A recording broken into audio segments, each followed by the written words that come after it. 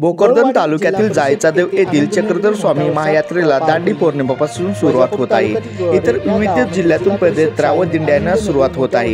येथील आढावा घेतला आहे आमचे महाराष्ट्र न्यूज चॅनलचे प्रतिनिधी बाळासाहेब देशमुख यांनी। पाहूया त्यांचा स्पेशल रिपोर्ट। कोणी खेळण्या तर कोणी पेन वही यांच्या छोट्या दुकान मांडल्या होत्या। ते सर्व गावातील ग्रामस्थ शाळेमध्ये लहान मुलांचा आनंदगृह म्हणजेच लहान मुलांनी जो बाजार मांडला होता त्या बाजारात वस्तू खरेदी करण्यासाठी जमा झाले होते। सर्वच ग्रामस्थांनी त्या छोट्या मुलांकडून वस्तू खरेदी केल्या, त्यामुळे मुलांनाही खूप आनंद होत असेल। आनंदनगरी यांच्यातून विद्यार्थ्यांना व्यावहारिक ज्ञान प्राप्त झाले।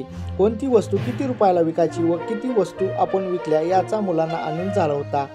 त्यातून लहान मुलांना पैसे गोळा झालेले मुलांचा आनंद गगनात मावत ना असे झाले होते।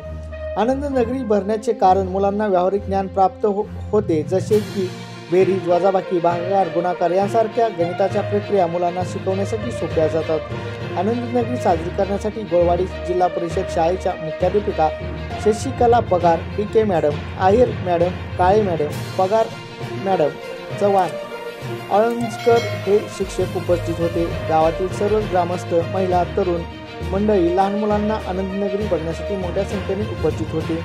महाराष्ट्र लोकन्यूज चॅनलसाठी अर्जुन शिंदे, वैजापूर प्रतिनिधी।